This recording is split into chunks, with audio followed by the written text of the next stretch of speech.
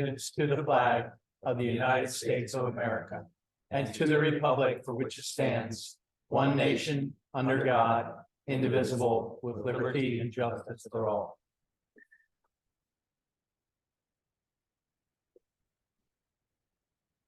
I'd like to mention that we held an executive session prior to this meeting for a personnel matter.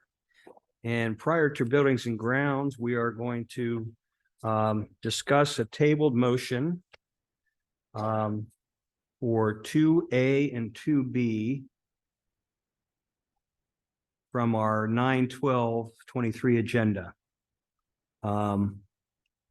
It's approval to accept resignation due to retirement of Aaron K. Hartnett, Secretary at Landisville Education Center, effective January 12th, 2024, from the table to reopen discussion and possibly take further action. So moved. Second. Any discussion? Okay, all those in favor? Like it's unanimous. Thank you. All right, for our buildings and ground this evening. Mr. Mayor, we still need to do 2B. What's that? We did 2A, we have to do 2B. Oh, I'm sorry. Okay. So 2B is motion to approve personal action. 2B is presented. Approval to accept the resignation due to retirement. Aaron K. Hartnett, Secretary at Landisville Education Center, effective January 12th, 2024. So moved. Second. Any discussion? All those in favor? Voting is unanimous. All right, there are no residents requests to address the board. And our first item for buildings and ground is a feasibility study update by Breslin. If you want to go ahead and proceed.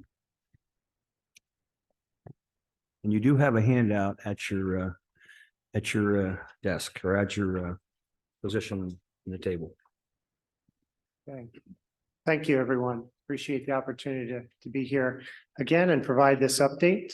Our first, I'll introduce the team. Some are here with us this evening.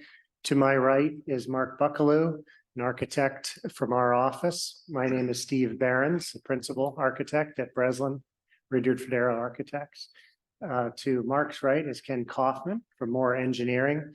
His team has assisted with the MEP evaluations, assessments, updates to our work, and also will stay on board moving forward, evaluating options. And perhaps I'll let Dan introduce his team at Fidavia. Good evening, Dan Sacala, Fidavia, Maddie Landis, and Brenda Santiago. Good evening.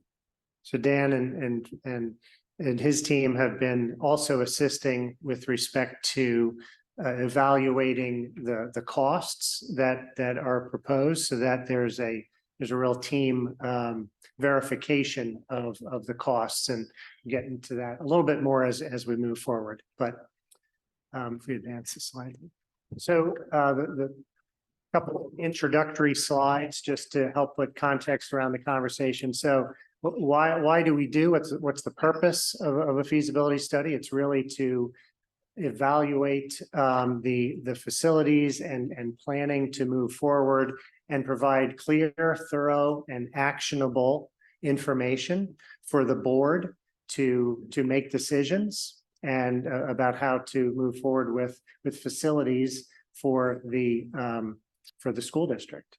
And I would just say that whether we're looking at simply maintaining capital needs or moving forward with addition, renovations, or even new buildings, this is the point in the process that's very critical to get right, because this is where we have the opportunity to influence the outcome with decisions at the least overall cost. And so the later you get in the process, the more expensive decisions become. So we want to really spend the time, do it right here in this phase. What have we been doing? So first we have the purpose, now we have the scope, so to speak. So this goes back now to April of this year, and doing some data collection and review information provided by the district.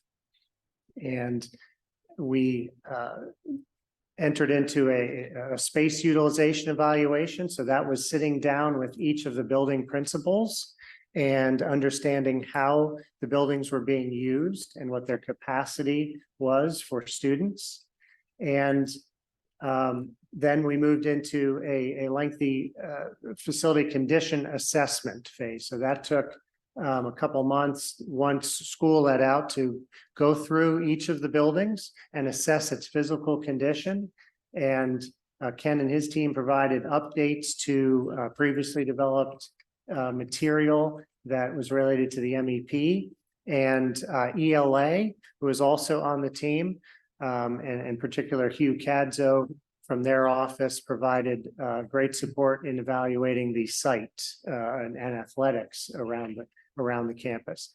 Then we looked at that capacity and compared that to the enrollment projections that the district has access to from Power School. And we have some graphs that show those results. And then here in the past couple months, we've been reviewing those findings and verifying those findings with the administration, with Kim and the facilities team, and making sure things are checked there. And that process is ongoing. And we've begun to look at construction options, although those might be forthcoming in later meetings.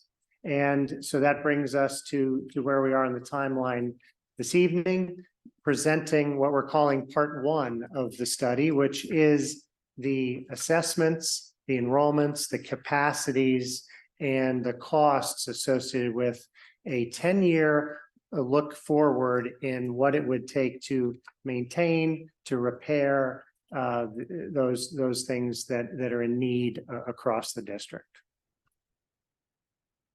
So the next couple slides include some examples of our documentation that we utilize. This is what we call a finish scorecard, where this is an example that happens to be from Centerville Elementary, and you can see that the rooms are on the left-hand side of the page, and then across the top are different elements of the finishes, the materials, the interiors of the buildings. This is the architectural piece. There's a similar evaluation done for MEP systems as well as the site. So we rate the condition of everything, make relevant comments about it. And as you look at the condition score, things that are red or a number one are in a critical situation. That might be something that's either out of compliance or failing or in need of very near-term replacement. And then all the way through poor and good condition to an excellent condition item, which would be something that we would say does not need to be addressed in the next 10 years in the scope of this study. So I have a question about under comments for second grade. You say APC 1 tile stain. What does that mean? Okay, so so those are things, and actually you will, when we update this, we're going to those slides didn't make it into the presentation tonight, but we're going to remove a lot of those acronyms or include a legend for them. Okay. So this is APC is the ceiling tiles.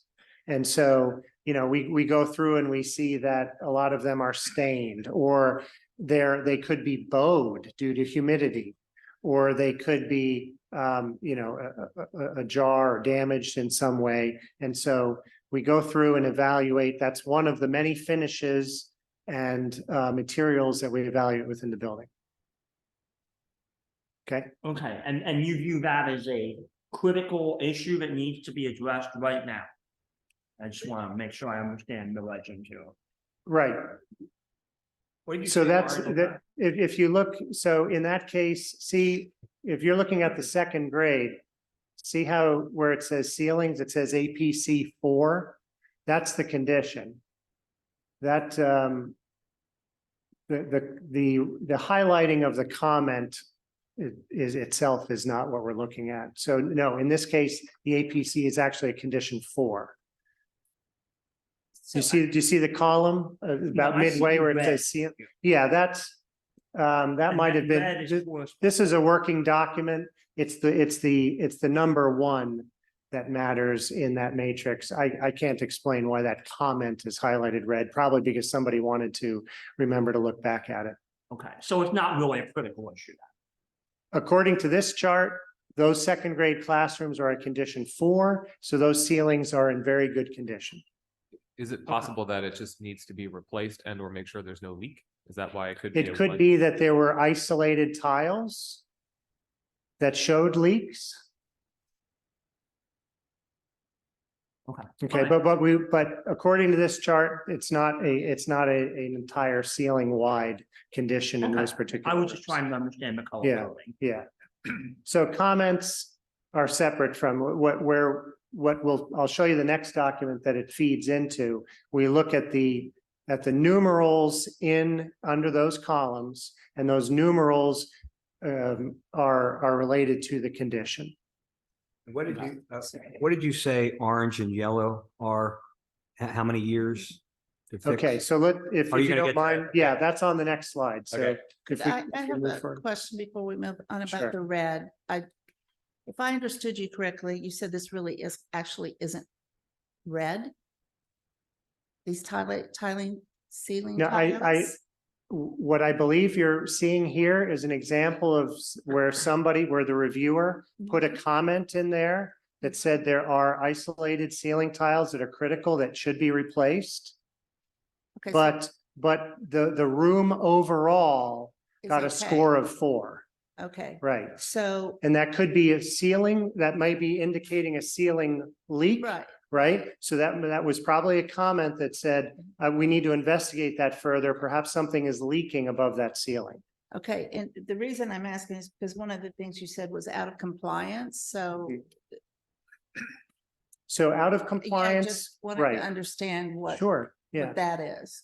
good question. So out of compliance would refer to like a code situation, something that is, and there are examples, for instance, grab bars in toilet rooms. Okay, So if they they don't exist or they're not the right size, we would identify that as an ADA issue that Okay. gets a high priority. So that'd be an out of compliance, something that's failed, that it's broken and needs to be fixed immediately. That would be a condition 1.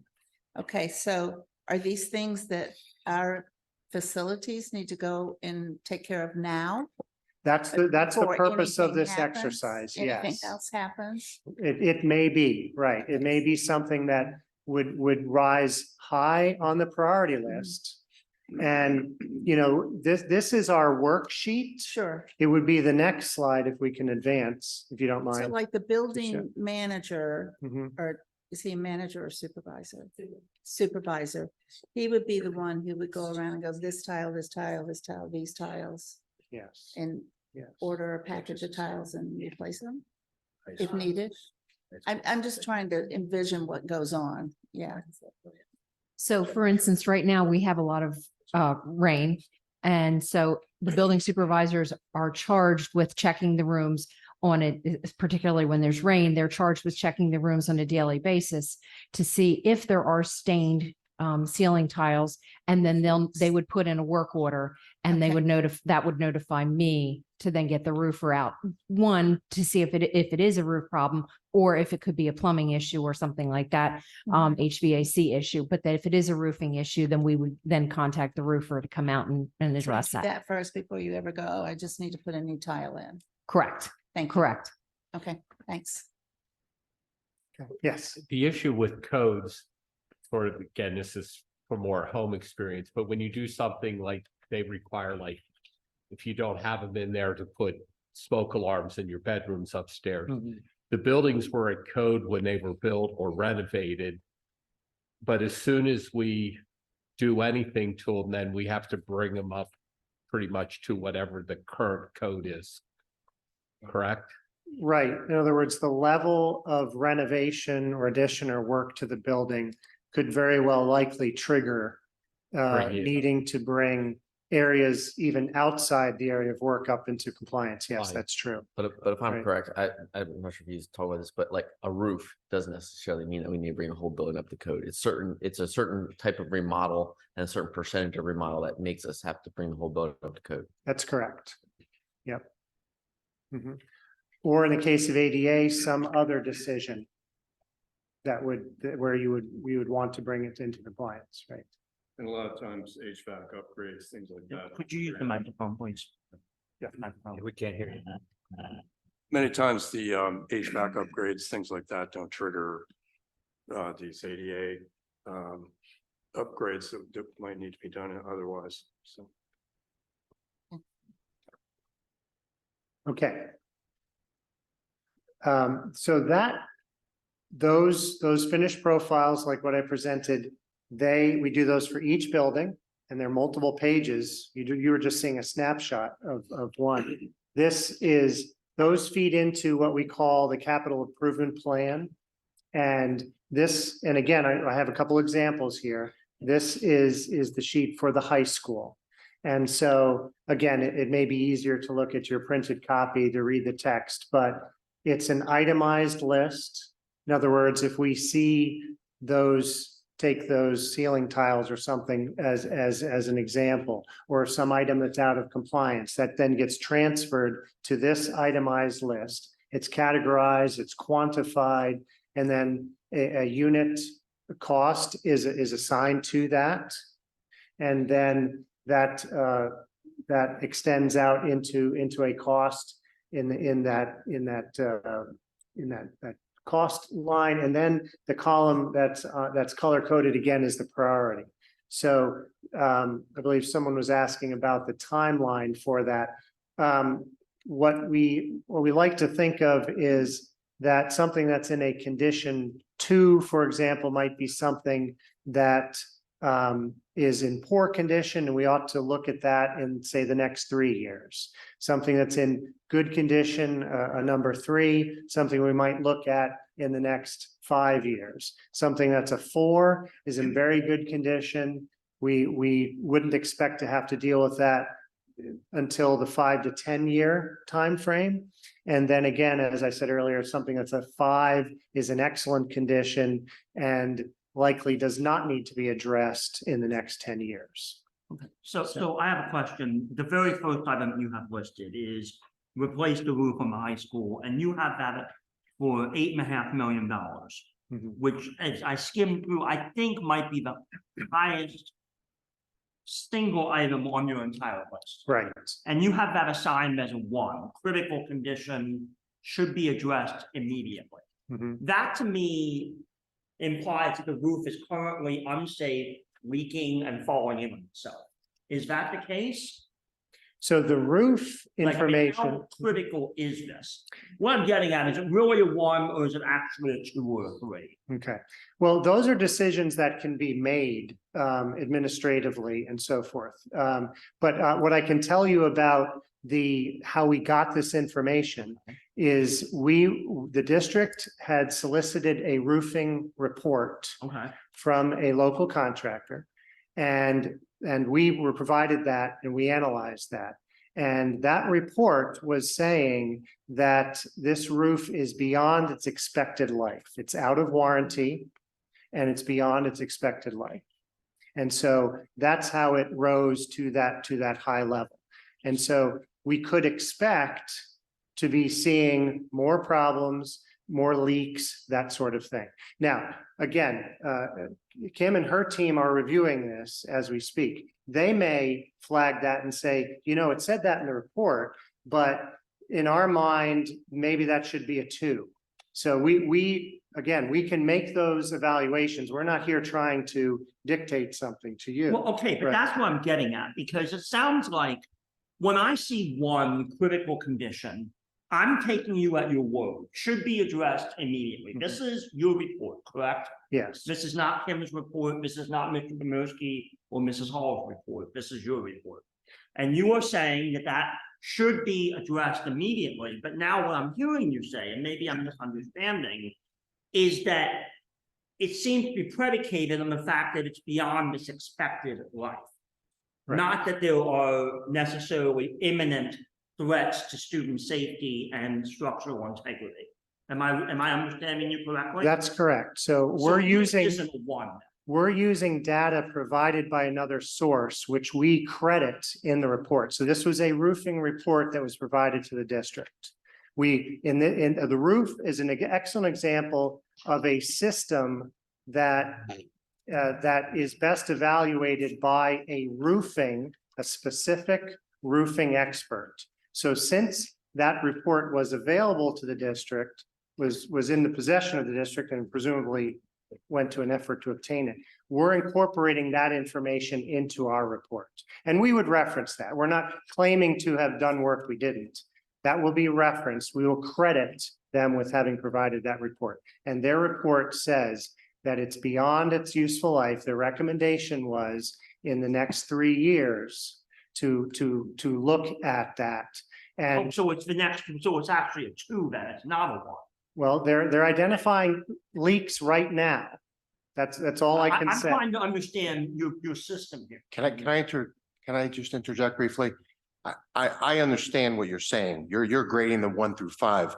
You just want to dispel the perception that a 1 presents like an imminent danger of something that needs to be addressed, like when we get out of the room. It doesn't necessarily be that way. It could just be the nomenclature makes a difference. But I see the concern. You asked the same question in a different I way. mean, and it's not, thank you, sir. It's not just that.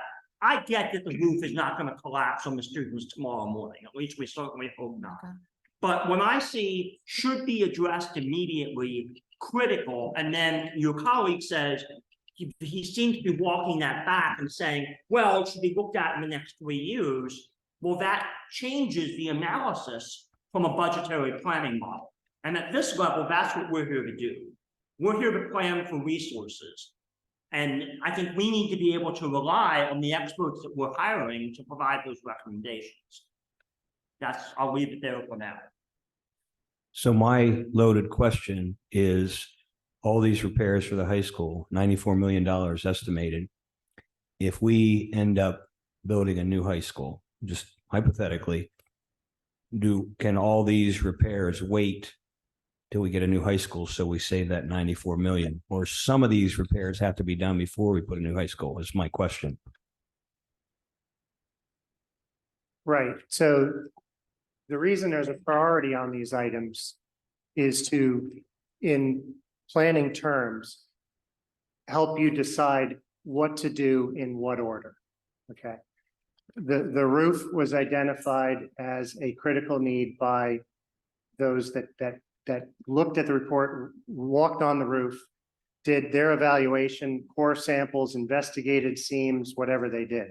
So it's likely that in the time frame between now and if the board were to elect to replace the high school, that yes, something with the roof would need to be done because it's at that early end. Something that is a 3 or a 4, and you actually don't see very many 4s in the case of the high school.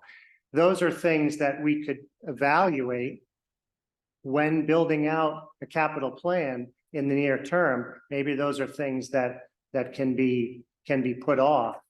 So I think that that's an astute point to make, which is all of this information is going to inform a capital plan moving forward that integrates into it additions, renovations, and potential replacement. So the reality is if we would decide to put a new high school in 3 or 4 years, 2, 3, 4 years, we probably wouldn't replace the whole roof, but do we wouldn't place 8.5 million. We spend a lot less just to keep it going until we get a new building. That's exactly right. Thank you. But some of these ones, I guess I look at these ones like we want to prevent the roof from collapsing, or like the heating system, the steam pipe. If we had a leak during the school year, like we've repaired, if it occurs during the school year, the high school is basically being not used. So if we don't move on this stuff, if there's a massive leak and we have a cold winter, there's no heat, there's no high school, there's no place to put the kids. So I look at one as we need to be doing something it is critical in the fact that we need to do something because, again, you don't want the roof falling down with 2,000 kids being in the building and being in the unfortunate situation that would happen. Yeah. So something doesn't need to be failing to be a number one, I Yeah, guess is a good way to say it. That's, yeah. So, remind me, I know we've had work done on roofs. Was that on Centerville Middle School and not on the high school? Which school did we have the roof work done on several years ago? We had roof work done on the Centerville Middle School gym. Is that what you're thinking of? We had that roof replaced just We've above the talked gym. We've talked about the roof, the high school roof and other roofs numerous times, so it's kind of. As far as the roofs of all the buildings, that's an ongoing, Right. an ongoing issue that we're constantly working on getting, seams replaced or repaired, excuse me. There, maybe there's something that if we had a storm, there was something that tore a roof. So that's an ongoing, roofs are an ongoing thing that we're doing constantly. Mhm. As far as replacing roofs in the past couple of years, the only roofs that we've actually replaced were at the roof above the gym at the Centerville Middle School and the roof at the what we call the rec, which is where the warehouse is. Thank you. And if I can just jump in here real quick, I don't want us to get mired into on that color coding scale. While it says critical condition, I think there's interpretation. If there was something that was of imminent danger in terms of at risk of serious structural concerns, like that wouldn't even be here. That would be a totally separate conversation. But I think one thing that you said though, Steve, I don't want it to get lost, was you said that this is to help us as a larger body here for everything in the district prioritize the work that needs to be done moving forward. And I just looked back at previous work that was done. The high school roof was identified the same way several years ago. And so it's not that it's unsafe, but it is well past its life expectancy. It is worn. It is leaking.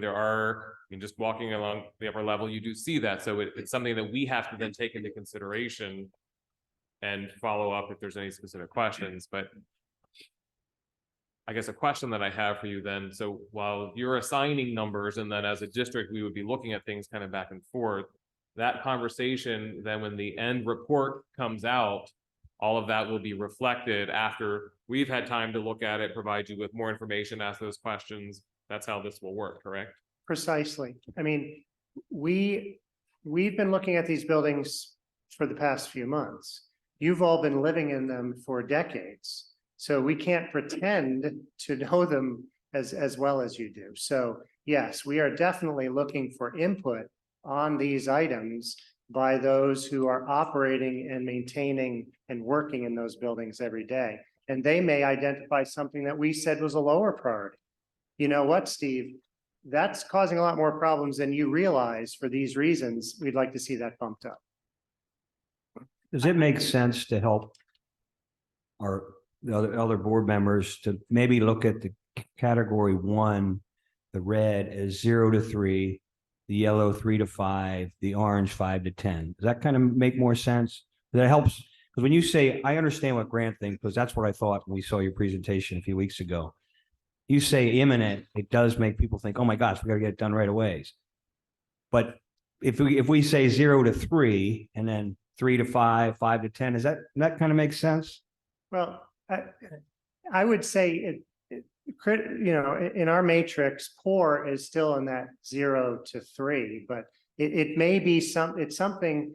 One is something that you need to address as soon as you can. Okay. Right? I mean, it could be something that is broken and needs to be repaired immediately, right? It could be something that's failed. But what we're saying through this is that from a budgetary standpoint, something that's a 1 needs to be looked at immediately. Or maybe in the case of the roofs already is being moved. It doesn't mean that you can realistically fix it tomorrow or that it's failing and falling in, but that it's something that needs to be looked at immediately. Okay. Listen, I think that's my point, and Mr. Pomersky said it very well. 3 to 4 years ago, we had a feasibility study done by one of your competitors They identified the high school roof as a top priority. And here we are, 3 or 4 years later, the roof is still there. It's still generally doing its job. And yes, it's going to need to be fixed at some point, but I can't help but think that this rating scale actually is creating a false sense of urgency. Because it doesn't sound like words like critical and immediately aren't really what we're saying here. It sounds like what we're really saying is, of all the things that need to be done, these are probably going to need to be done sooner than some of the other things. Not they need to be done immediately. So I think for me at least, it would be helpful to have a rating scale that more accurately reflects the urgency of these various projects. Maybe said a different way. How many more years with some patching can we get by with the same roof that's on the high school? Right. And that's, I think, really the crux of what maybe Mr. Keener is getting at. These terms, I get it, they're subjective. You know, in my world, critical means you need an emergency room visit and you're going to die. So I don't see these as critical. And so I look at this and say, okay, they're definitely a concern, but better said, how long can we get by with some patchwork that's an appropriate amount of money spent on them? That they buys us some time to potentially have a more strategic plan around, do we want to replace the building as a whole, for example? And that's something again, as a team, we can help the district discern. I mean, again, it's how much are you spending each year to do those repairs? You know, at what point does that become a concern to the district? And that's something so the purpose of this document is to have those conversations. Well, that's, I think, would be helpful to us to understand, what does that look like? What is your estimate? Maybe this is outside your realm, but what would your estimate be if we had to try to maintain this for an additional 4 years or 3 years? What does that look like? Then that gives us some parameters around how do we move forward strategically and not put $94 million into repairs when we're going to be ripping the building down in 3 years. Absolutely. But we could have maintained it for 1 million, for example, to Right. get to that point where now we're making some bigger changes. I don't want to put a new roof on a high school building only to rip it off and tear it down in a couple of years. It's not like you're moving that to the next building. Right. It's a waste.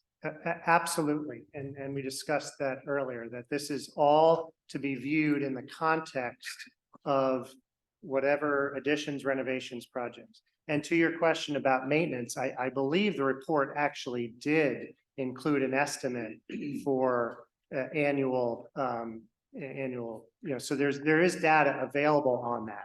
What page is that on? So No, Have that. it's not in this it's in the roofing report that will be part of the appendix of the study. Yeah, to kind of tag along with what Justin said, I think life cycle costing estimates of some of these major things, so we can determine, because like 9 million isn't something we're going to have to do in the next year. But like Justin said, as we make repairs, how long does that get us by? Another 5 years, 10 years? And likewise, what is the practical life of our high school? I mean, it's not forever. It's already probably past its lifetime. What do we think the practical lifetime is? Another 10 years, 15, 20?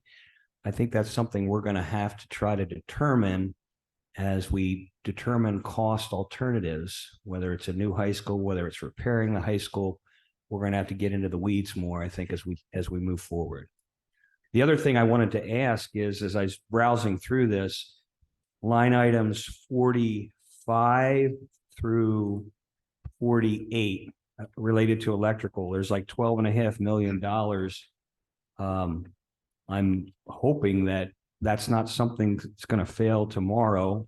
Talking about upgrading main power systems, aged branch electrical panels, emergency power distribution systems, replace the T8 lighting and lighting control systems. Likewise, I assume that's not going to fail tomorrow, but it's listed as a number 1. Now, again, a lot of these are listed just because of the risk of failure. So as an example, right now, to try to get switchgear, if you were to lose a piece of switchgear, it's a year out to get a piece of switchgear. So we're identifying those as things that you need to be aware of. And you are at the end of the life of those. You do have difficulty already getting parts for that equipment. So if something does go down, it's not like you're going to easily replace it in a short order. So what happens if we lose a switchgear? Does the high school go down? It probably would go down, yes. You'd have to find somebody that maybe could rent you some kind of generator, something to kind of bypass that to make it work. But these days, electrical switchgear is an absolute, can ask the people next to me. It's a terror right now in construction, so it's very difficult to get. 1 year. So some of this, the rating of 1 isn't just about imminent. It is high risk to go, but it's a long lead time to get the equipment to replace it. It is. Combination of those two things.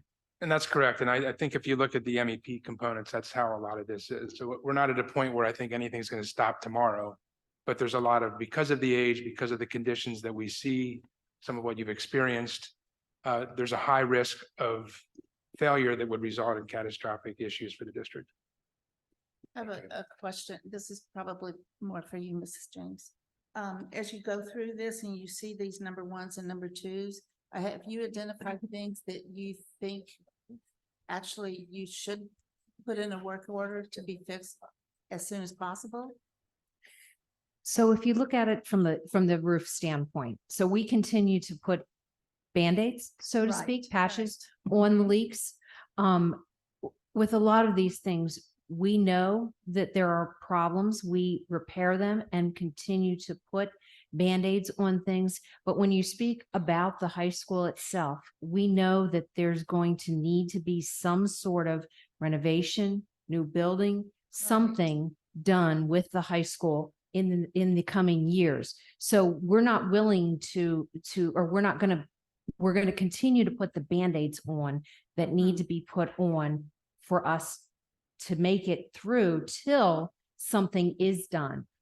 But we're not going to go to the extreme unless we're absolutely against the wall, like a switchgear would go down, that we have no other choice but to replace it. The steam leak, we had no other choice. We wouldn't have heat in that building. We had no other choice but to replace it. Did I want to do that and spend all of that money for that now? No, but we didn't have a choice. So our mindset right away is we try and put a Band-Aid on it when we can. And we're not going to replace things now, knowing that the possibilities for the future. Does that answer the question? It does. I'm looking at line 10. Remove and replace handrails. I remember walking through the building prior to the previous feasibility study. That was an issue then at the high school, where they were basically wobbly and needed to be fixed. So I'm assuming they're still maybe more wobbly. Like, is that? So I think a lot of those handrails were issues outside, and we addressed those last summer. Okay, so these are not the stairwells that had issues previously. Those have already been repaired. Correct. Okay. Yeah. So in that case, when there is a life safety thing, that in my mind is something that we can't wait. No matter what's in the future, we can't wait. Thank you. So you're saying those already been done at this point? I don't. So line 9, or I'm sorry, line Yeah. 10, you said it was done last summer? She's saying Well, it was When not she was referring to interior. some wobbly railings and things, I think what she was referring to were the railings that were outside. These, in this case, are handrails that are out of compliance with ADA. Okay.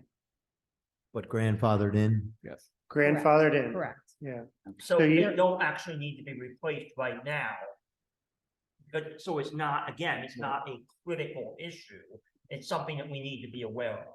Right. In other words, It's you not would not something be cited. you will not be cited. You do not have to do it tomorrow. It's something that's out of compliance. And if the decision was made to address it, that it is out of compliance and would have to be done as part of a an effort to address items in the building that are out of compliance. Or If we started some kind of renovation project. Correct. And so it's one of those items when we understand that, that is not an item we would touch until we had a plan. And then it would become part of that plan if it was part of a new building, which would have to meet Correct. code, life safety code, Yes. or it would be part of a renovation. Right. That's Right. when we're This- no longer this- grandfathered. The purpose of this report is to report on the existing conditions. This is not rolling that into that's the next step, the part two, if you will. So this is taking it for what it is now. Then a subsequent effort is to put it in context of any potential projects. But yeah, one way to look at this is when you see a critical item that has a life safety tag tied to it, that means it's out of code. It doesn't mean it has to be replaced today. If the handrail was loose, to Mrs. James's point, it would have been tightened up. Right. Yep. And also what these is providing is in the case where you're mentioning if there is a renovation, it gives you a cost of what that's going to be when you do that renovation. So it's not just the cost of the renovation, it's these ADA issues. And The so way forth. we understood it in our meeting that we had that was similar to this presentation was that this 94.5 million is to get the school up to date and basically fixed instead of building a new school. Okay? Right. That's what's gonna cost us to replace everything as if you were gonna make it new. However, you won't have a new footprint. You'll have the same size rooms. You'll have the same gym. You'll have same stuff that's hidden that they can't see on the inspections. You're basically just giving it a facelift, and that's what it's gonna cost. That is the total cost. As far as the timeline, how it was explained to us was, these are the things that are urgent you're gonna have to address. You can't look down the road 10 years from now. Because at some point, which is a guess, just like if you're driving a car, there's 150,000 miles on it and it's running fine, and all of a sudden it fails. Head gasket goes out. We didn't know the head gasket was gonna go out. Tomorrow it could go out. Those type of things, which is a pretty catastrophic thing on a used car with 150,000 miles. So I feel like around here, we're getting so deep into, does this need fixed now? Does this mean we're gonna spend 20 million now and build a new school? That wasn't the way we understood it in the original presentation. No. So I just want to clear that up, Charles. It was more of, this is what it would cost to make if you didn't build a new school. And you were just going to fix this and use this for another 25 years instead of 50 or 60 years. Am I correct? Repair, helpful. replace, fix, bring into compliance, all of those things. This, yes. And- To add to that, what Dylan said, this is what would get us through another 10 years, correct? Right. So 94 million gets us another 10 years. So you can quibble about how urgent each things are, but your ballpark estimate is to keep the building operating another 10 years is 94 million. Is that correct to say that way? Well, operating and bringing it into Code. repairing, replacing, bringing it into compliance.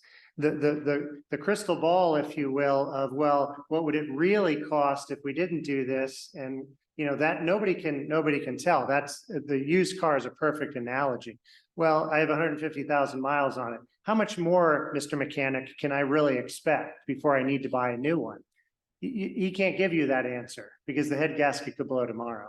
So but he will tell you, you need to think about perhaps very soon having to replace this car. And you start to budget for it. That's so, okay. Thank you. All right, so, I just want to say one thing. I don't want to imply at all that your crew, the facilities people aren't taking care of our buildings. I'm just trying to go back and understand where we're at from the last feasibility study. I haven't been in all these other meetings, just where are we at? Do we have quick repairs? Do we need a new roof? Because we talked about a new roof ever since I've been on the board for 5 years, so that's all I'm trying to figure out. I get the whole concept. Do we need new or do we need to renovate? I understand that, but not being a builder or an architect, I need a little more. information, so. This is thank you, and helpful. Thank you for taking care of our properties. This is helpful. I think what we need next is to understand when we have the information about what does it cost for a new building, for example, related to the high school, because if I break down the life of a new building and I break down the cost of the repairs in this building without some of the efficiencies that come with that, I'm looking at being able to spend technically on a 20-year building, $200 million on a new building with the same return on investment that we would if we spent $100 million on repairs, if my math is correct. That's not even getting a new building as far as size of classroom, size of hallways. But we need size of more theaters. information. Yeah, we need additional information. This is very helpful to understand what it would take to bring it up to speed and give us 10 more years, if that's what the response is. But now we need additional information on what it would cost to help us make any wise decisions. Just because, Dr. Rosman, I hate to put you on the spot, but you are here and you are the principal and you do live the building more than anyone else in here. Mrs. James is there and Mr. Graham and, the administrators, but you're there every day. You've been there as the assistant principal and now as the principal. Last year when I was doing a tour, you were involved. They were coming around and meeting with you near the end of the school year. You were able to point out all of the needs and things and correct that you thought the high school, where the bad parts were, where the needs were.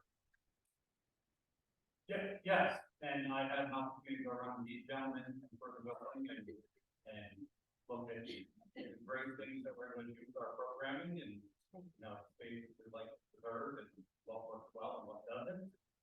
Speaking of maintenance needs, and James Graham approved about the building pretty regularly, go out and do patches, get trash cans out, we haven't talked piping issues and sewage yet, but we have raw sewage that backs up from the high school a couple times a year that we have to deal with. We have some pretty regular major maintenance needs that our team does a great job of working around, but I think it's an presentation about long-term solutions. Thank you. All right. Okay, so actually, if you just jump to slide 9, please. So there's understanding that we need a way to summarize this for folks to more quickly digest in a categorical way. This is an executive summary slide that just identifies all the school buildings, major systems and components down the left-hand side, and then through that matrix, using that same color-coded scorecard, identifies the areas of greatest need. And so this just helps us in a very high level sort of communicate the fact, which again, as Mr. James said, is not necessarily a surprise to folks in the district where a lot of these needs are, but you start to see the buildings that have a lot more red and yellow, and then the buildings that have a lot more green, and again, where we need to focus the effort. So next. The grayed out columns, is that just things that you did not assess? That's information that is forthcoming and may not have been put in here yet. Yep. Or yes, things that we did not assess.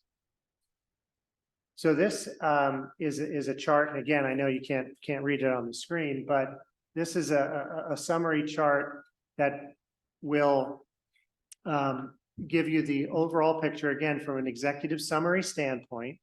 Each school building, its grade structure, its current enrollment as of a certain date, the Power School enrollment projections for each building, its current capacity. And so that is the analysis that we did with the building level administrators to identify the number of classrooms, the use of each room, and then apply to that the district's class size guidelines. And then as you move to the right across the columns, then third from the right is the difference. So the difference between the highest projection and the current capacity.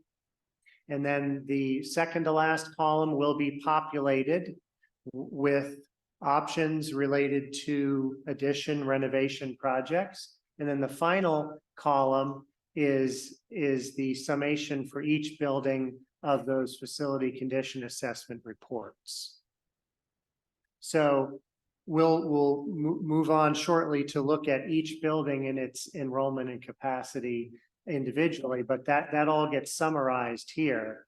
And as you can see, the enrollment, there's only really one red number there identifying a deficit, which with the current catchment boundaries of the building would be Farmdale Elementary School. But the summarization of this chart really indicates is that there is not a pressing enrollment projection need at the district level. And again, I don't think that's necessarily a surprise. Yep, and just for everyone's awareness, we've been back and forth with Power School to get this year's residential research and then enrollment projections. And so while Steve and his team at Breslin did a lot of this work, I actually just got it yesterday in terms of the residential development. And then we actually got information today around some enrollment stuff. So we'll be providing that back to them so that they can then take it back and update. So given that I did just get that yesterday and have not had a chance to look at the residential side because we really made sure that they were working with East and West Hempfield townships to make sure they had the most up-to-date residential future developments. And then we'll work through the enrollment pieces with them. So I don't know if it's worth the time today to go through this, given that it's there, but it may change given the information we just got. Yeah, so maybe If you want to just talk to show. yeah, we'll just show you the analysis that was done. There's Before we get there, I have a question about the high school again. Mhm. 4 years ago, the last time we looked at this, I recall a lot of discussions around the size of the classrooms. yes. And I see that you referenced that in the first column, in column A. And that if I recall, I'll ask my colleagues to clarify or correct me, is that there was what I'm gonna call false scarcity of space, because while the rooms are actually large enough for our purposes and continue to be used for our purposes, there has been some change in the guidance about how large a classroom should be, and that change in guidance has resulted in a mathematical shortage of space, even though practically speaking, we have enough space. Is that what you're saying, Joe? What if we could advance that's a very important concept and a good one. If we could move to slide 20. Yes. So we encountered that same dilemma, if you will, in terms of accurately calculating the capacity of the high school. It is true that there are numerous rooms in the building that as far as size, do not meet PDE standards for a classroom. And which would be a minimum of 660 square feet. That was the number. Yep, some of them are down in the 550 square, so it's not even close, right? It's not just a few square feet off. So when you imagine putting a full load of students into those classrooms, yes, it is a concern, because to put 28, 30 students in those rooms is very uncomfortable, does have an impact on educational delivery and those sorts of things. There's a reason why that standard exists, essentially. So we took that into consideration here. The high school uses block scheduling. And so and through an analysis, it's determined that a large portion of those rooms are not used all 4 blocks it's just the scheduling reality of how the building functions. So you'll see, and this is common for all of the graphs, but you have the dashed horizontal lines, which indicate the current enrollment and then the capacity. So those are obviously fixed lines, right? based on the current size of the building. The movement there, the peaking lines are the enrollment projections, okay, from Power School. So we looked at both of those as a range. And so what we determined was that the standard PDE calculation for the functional ratio, the utilization factor of that building is not reflected in those standard PDE models. But as you indicate, the building is being utilized in that way right now. It may not be ideal. So certainly as we're contemplating additions, renovations, replacement to the building, we would not go ahead and build 550 square foot classrooms that limit you in how you can use the space, how effective it is, that sort of thing. So we want to reflect both the reality and a way to improve when we look at construction options. So that's the reason for the two lines. So in that sort of blue band between what is the current, the conservative and moderate projections from Power School, we have these dashed lines bounding this yellow zone, the bottom of which, the bottom capacity, in other words, the lower capacity, is reflective of that, sort of 3/4 utilization of the building and of those classrooms, and the fact that we really need to look at those as having a lower functional capacity than the full-size classrooms. If you were to use the upper bounding bar of that graph, that would be a full PDE capacity of the building, assuming that those classrooms are of a guideline size of 660. So I hope that's clear. And so It does, and I yeah. just have one follow-up and then I'll move on. Recognizing that not all of our classes are the same. If it's a lecture class where there might be 30 students in there, they could sit 5 by 6 in traditional desks, and that would be fine. A lecture class is going to need a smaller classroom than a chemistry lab or a biology lab or something like that. So if we are looking at these sort of changes, not all the classrooms would necessarily need to be the same size, right? Correct. We could have That's some correct. more densely packed lecture spaces and some more spacious lab and small group sessions, right? Agreed. Yes, Okay. yes. So a typical classroom versus a lab space Yeah. would have, but still in all, even those classroom lecture type Yeah. traditional delivery spaces, they still want to be larger than they are at the high school. Right. So, One and need are two different things. yeah, right. And Steve, and while there's a moratorium right now on PlanCon, should we enter that process for any type of project, when you go through PlanCon, you still have to meet the PDE standards for something to be eligible for any type of reimbursement.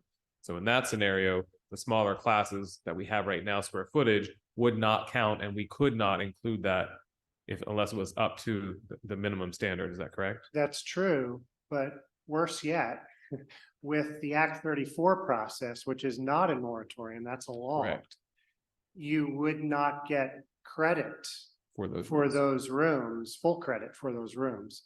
And that would harshly penalize you against the Act 34 limit. And it could actually, if you were to try to recreate those spaces, force you to go to referendum because you're not building compliant spaces. Correct. In a sense. So one other question to throw in the mix here. What about if we would ever go to full day kindergarten? That probably, the page on table 10, that probably throws everything out the window, right? It does, yes. This is all structured around half-day kindergarten to add essentially double the number of classrooms in kindergarten across the district would impact this tremendously, yes.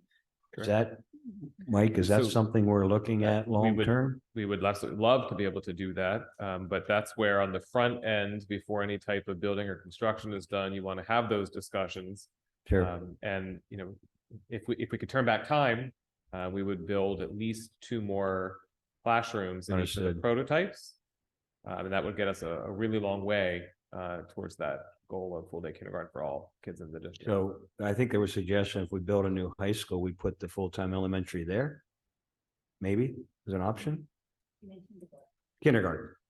Full-time kindergarten. No, I mean, we're looking at different options of how we Okay. can expand, but in order for us to go full district wide, we would need a lot more space. And it is impossible currently in all of our elementary buildings to house all the kindergarten students. So that's something we'd have to be looking at and having further conversations about as we move forward. So the first step is how can we start to expand, at least to move in that direction? But ultimately, it is about a lack of space for us. And then you have the financial component when you talk about more staff and et cetera, but the first piece is the physical space. Do you, how many schools in the county have full day kindergarten? Do any of them? I can get an update, but I would say right now it's about 50-50, maybe a 50-50. little bit leaning more towards full day. Do you think that's something we're ultimately going to have to do? Well, I mean, when you look at the current approach of trying to get kids at a younger age in high quality pre-K type programs, starting at 3 and 4-year-olds, those pre-K programs are in a sense full day programs for the young kids. Now it's not a 9 to 3 per se, but it is more than just 2.5 hours of kindergarten. And so what we're finding is kids who are in some of those really high quality pre-K programs, who are in those full day, go from a full day as a 3 or 4-year-old, and then they come to us for a half day, and then they come back in first grade for a full day. And so what we want to be starting to do is start moving in that direction to start providing the continuous effort for the kids who are in those high quality pre-K programs to continue in through kindergarten and then subsequently first grade. Because what we find now is families who need that option of full day, whether it's not only academically, but also there is a child care component there. They go elsewhere for a private kindergarten for a full day, and then they're coming to us in first grade. Yeah, and the standards have increased for Right. kindergarten.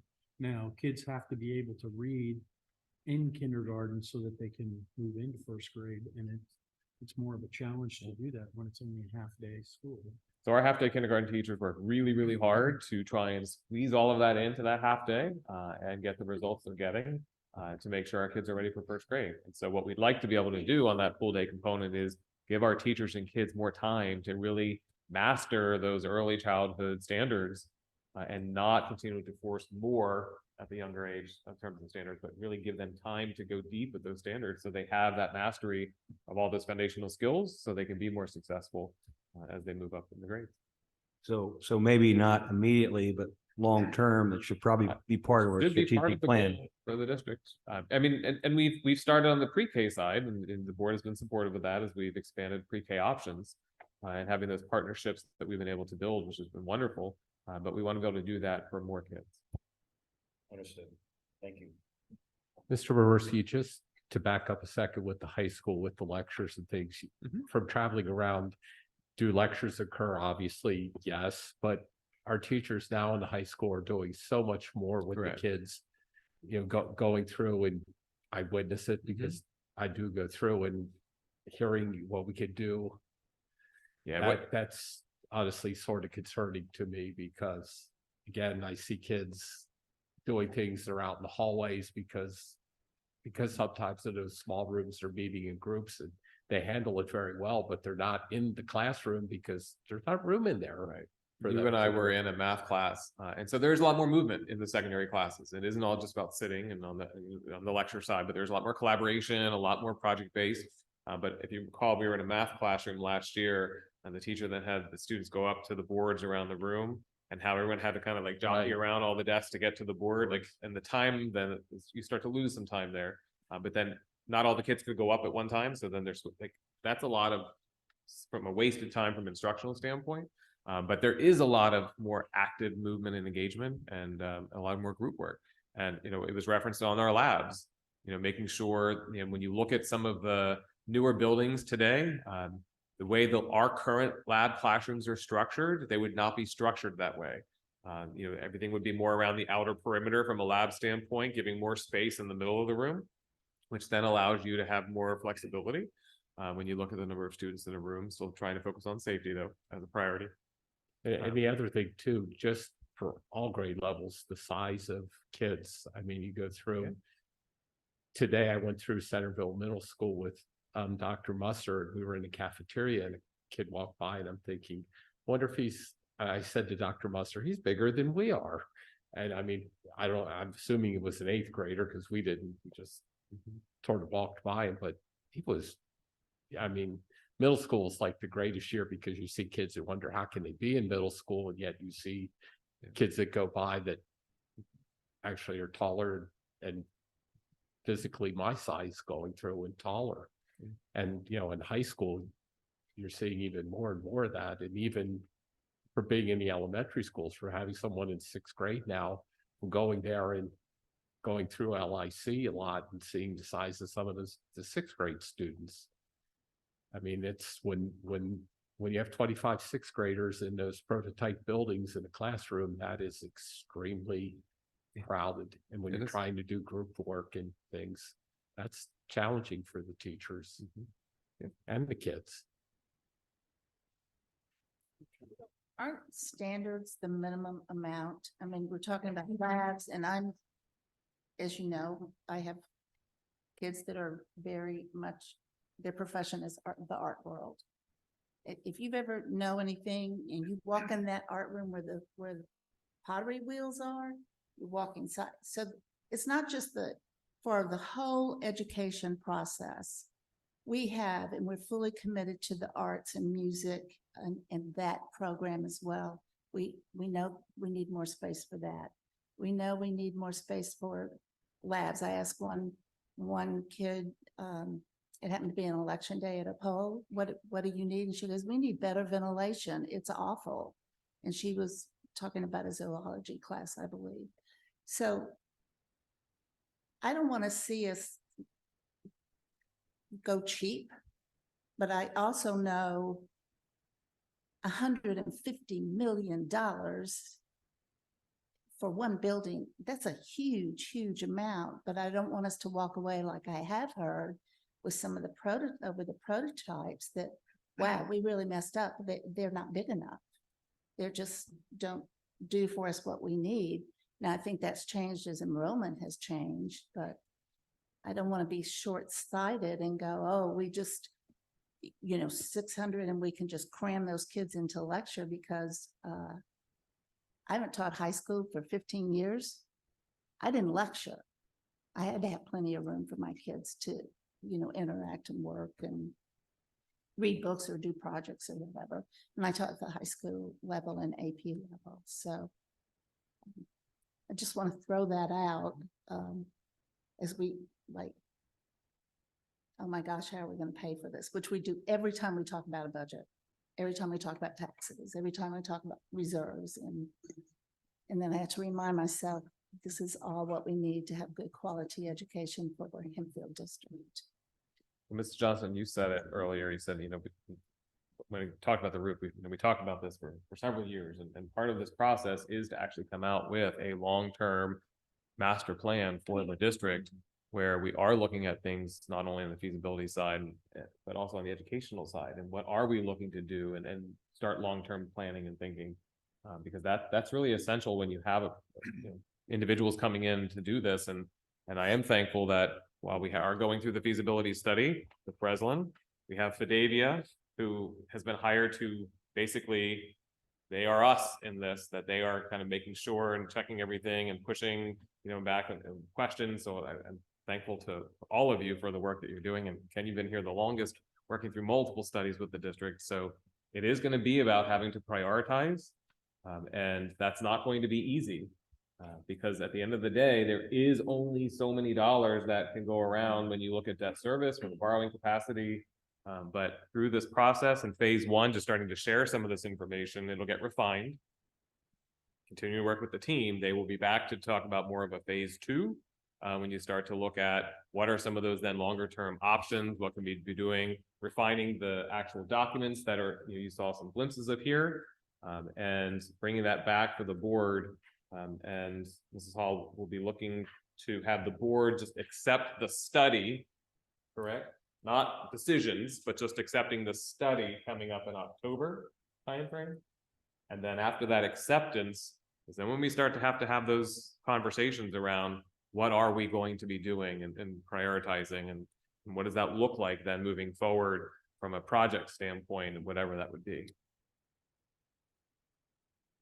Which I think includes life cycle costing, which I think includes time value of money, a lot of stuff. One other question I had, do we have many classes that have in the high school that have only like 5 to 10 students? Does that happen very often? And can we do better in that area to try to, that will obviously help things, right? So Dr. Rossman and I were just talking about this the other day. And so, no, I mean, we don't start off scheduled with kids, 5, 10 kids. What happens is kids register for classes and then there's drop add period and kids start to change. And so as the high school builds the schedule, when the requests come in, they look at what are they going to run and what are they not going to run.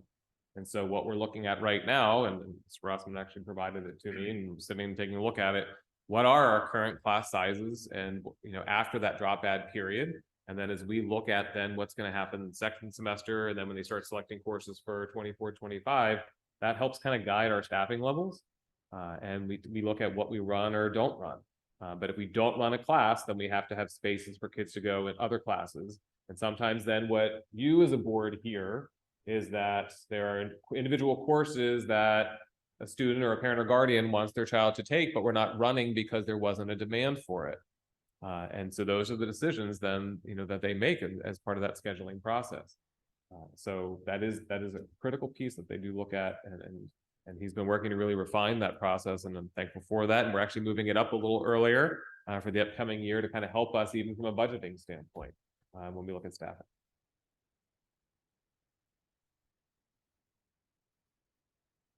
You guys want to finish your presentation? I know we've kind of diverted a lot here. Yes, thank you. So to wrap up, this is again the chart that we indicated earlier, and I think again in summary, the key takeaways are from the various assessments that have been done is that we are not seeing an enrollment crunch, so to speak, projected for the district. Now we'll evaluate those new numbers, might go up or down a little bit, but generally speaking, it does not appear that there's going to be an imminent deficit of space, or even out in long term at the elementary and at the middle school level. There is in that chart that was just up in those out years a potential deficit at the high school, and that's what's reflected here on this. But the good news is we have a little bit of time to discern what to do about the high school. So on the, and again, we are in a lot of school buildings. We see do a lot of these feasibility studies, and as was alluded to earlier, I'll put a finer point on your buildings are excellently maintained. Mm-hmm. and they are at various ages, right? And various types of construction and so forth. They're very, very well maintained, but they're still used hard. And there are things that are, Band-Aids are put in place, in some cases pending the outcome of this effort, but, for various reasons. And so there are, in that last column, a lot of needs. And it looks like a very daunting number when you look at it. But again, because of the prioritization that's in place, it doesn't all need to be done tomorrow. We know that. This is over 10 years. There are ways to prioritize this. There are choices that can be made when they become actual projects about, mechanical systems, types of systems. There would certainly be options that would be presented. You've been through those conversations before. So this is a scary number, but it's also a number that needs to be put into context. And then any additions, renovations, replacements of buildings would address these things on this in this last column. And so this, again, this number will be put into context with respect to additional renovation options moving forward. But I think that the key takeaway is that it's really the educational performance and the condition of the buildings, especially those that are your oldest buildings, that are going to generate the need much more so than capacity or enrollment across the. Now, of course, that a full day kindergarten decision, kind of that throws everything up in the air again. But as things are, as the grade alignment is now, we're not seeing those sort of enrollment projection problems, except for the high school in those out years, and at Farmdale, which can be really addressed through through some balancing of catchment areas and redistricting and that sort of thing moving forward. So that's the summary. This question may be a little premature, so you don't need to answer it if it is. But how much, I don't want to say savings is maybe not the right word, but how much is there to gain by having standard scheduling versus block scheduling in a high school project? And what is your experience with that? You mean in terms of utilization of the building, in terms of space? Correct. I'm not an expert on that. There's certainly ways to adjust that. Block scheduling, does create obviously larger blocks of time where if the room isn't being utilized, it's not just for 40, 45, 50 minutes, it's for an extended period of time. So I would defer to others that would do an analysis in terms of if we were to switch to a different scheduling model, how would those sections shake out? That's not something as the architect we typically get involved with. I'm sorry, I can't help more. That's okay. Thank you. So you told me recently that building typically lasts 50 years, school building. Do you have any sense, high schools in Pennsylvania, what the average age is? Is that a piece of data you could get for us? Just curious to compare. We're 66 years, so we've obviously outlived the 50 years. But I'd be curious to see what we typically see in Pennsylvania. I can see what's out there. Okay, Yeah, thank you.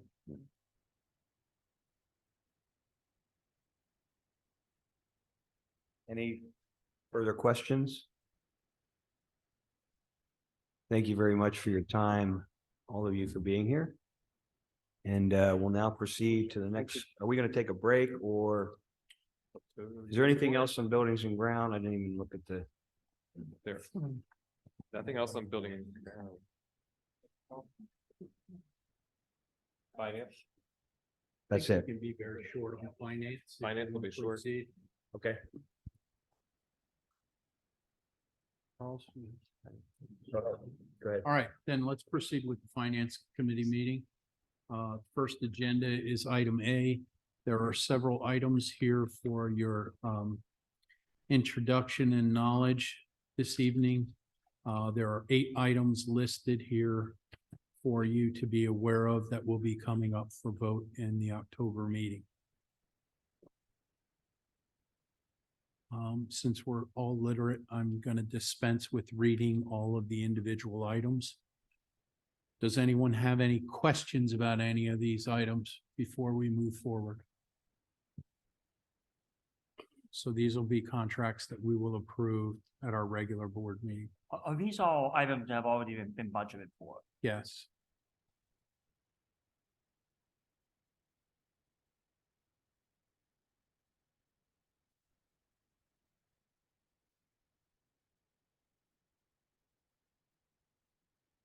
Any other questions? For the snow removal, we like the mowing, we do here, and then the contracts are for the other. That's I correct. thought, They're split. right, for the elementary schools and the. Right. Right. As I Anything understood that's it, the part- last time we looked at it, Mike, the individual contractors didn't have capacity to Capacity undertake to it all do and one. make sure that everything got done timely enough. I have a question about the contract for dance theater or for the musical. First, am I correct that per normal custom, the name of the production will not be publicly released? I Or am is not that- aware of that, Mr. Keener. I'm not able to answer that question for you. I'm sorry. I'm not able to answer that question for you. I will defer to our administration. Sorry. Mr. Bremersky, the question was, for dance theater, we're not making public the name I'm of the sorry, the music- production. I believe you can see it or we'll see it on the contract. I believe Mr. Ramos wanted to announce it to the students before it went public to the community. Right, that's first. what I'm asking. So Yes. we should not say the name. of- Correct. Okay, that's. what I can get confirmation from him whether he's done that, but Okay, and secondly. he if likes to there's a- do the reveal for the kids. Thank you. There's a special condition here that all performers must be age 18 or under. I could see that as being problematic because we have high school students who are over the age of 18. So I'm wondering where that provision came from and why it's necessary. Where are you seeing that in the contract itself? Mr. Pardon me? Keener, Yeah. are you seeing that directly in the contract I'm itself? literally looking at the contract right All now. right, I apologize. I did not read that particular contract. We will get that information and provide that Okay. to you because this is not up for approval tonight, but we'll have it for you. Correct. ASAP. All right, so we'll have an answer for you, Yeah, Mr. Keener. I'll get that question. Yeah. I mean, I guess candidly, my question is, why is that even in here when it comes to the board? Why has But- no one noticed this until? Those I mean, actually come directly from the companies that license the musical, so it has to do with their licensing of the show. So that would be something I'll follow up with Mr. Ramos to determine if he had that discussion with them or not. So when we get it here to review, it's after it's been reviewed and discussed with the individual and the company, and so we will follow up and get that answer. Mr. Keener? Okay, I mean, I guess I appreciate that there's going to be follow-up about it, but I continue to have concerns that until this is up for board approval in 2 weeks. Correct. Had I not just asked that question, my question is, would we be in a situation where we would have to tell 18-year-old students that they could not participate in the musical because of contractual provision that no one pushed back on? That's my question, is I feel like this maybe has not been vetted as thoroughly as perhaps it should have been. Now, we've noticed it, hopefully it's gonna be addressed, but that's my concern. Who else reads the contract for something like this other than Mr. Ramos? When contracts are submitted, it would go through from Mr. Ramos. It would be sent to, I believe it's the business office to make sure it has the proper, if any quotes or anything would be needed. And then it would be then subsequently approved. So anyone connected to the contract would be the one ultimately responsible to be looking at that. So we'll check and I'll get back to the board ASAP as soon as I hear back from him. Okay, so can we pull that off the agenda or at least until that's addressed? Well, Or- right now, this is just It's not information of necessary. I what's to understand, come. but- But if we don't have an answer, then it won't be on Okay, approval all right, for that- October that was my 10th. question. Yeah. Thank you. I just have a quick question and maybe it's changed. I thought the Education and Program Committee had to approve what the program was going to be. Mr. Ramos They did that in the just said- past, just he wanted to come and just based on the show that was doing, wanted to kind of do a reveal. This was and it's something that they're trying to move a little faster on so they can get started. And given that the show is a more traditional show, he didn't think that there was necessarily a need for a larger reveal, you know, with the board publicly, et cetera, but and more I- just with the students. I get that he wants to Correct. do that. I do know that a couple of times the things that have come were questionable. Yep. And they had to get addendums or changes, Yep. approval to Correct. change scripts, et cetera. And this show, there's nothing like that. Okay, all right, thanks. Any other questions and or discussion? Then we will move forward to the final action item for this evening. There is a contract that requires our approval for a school psychologist to support the caseload for recruitment of open positions from September 27th through June 30th as needed. May I have a motion? please. So moved. Okay, a second. Second. Okay. Hearing a first and a second, are there any questions and or discussion? Is this a permanent position or just for a year? It's a contract position. Contract. It's contract for services as needed until we Okay. can fill the position. Thank you. I thought we already voted on this. I No, thought this is the second. We have two different people we're Oh, contracted okay. with, All because right, they're not thank you. available full time. Good question. Okay, thanks. Mrs. Johnson. I'm assuming getting school psychologists is a difficult spot. Yes. It is. Mhm. This- Oh, yeah. Mr. Barr, did you have a So question? she is a staffing service or a headhunter or a psychologist? Independent contractor, school I'm psychologist. sorry? She's a school psychologist who has an independent contract with us. So 1099 employee. I'm sorry, Mrs. Hall. She's a school psychologist who we're hiring as an independent contractor. Okay. Thank you. Any other questions? All right, may I have a vote, please? All in favor? Any opposed? So moved. We have 7-0. 8. Sorry, the mathematician went home. There are no new business items, and I would point your attention to the fact that our schedule lays out the following dates for the rest of this year for buildings and grounds. That being October 31st, November 28th, and December 19th, starting at 5 PM in this room. Any other comments or questions? May I have a motion for adjournment? Second. Second, all in favor? 8-0. Thank you.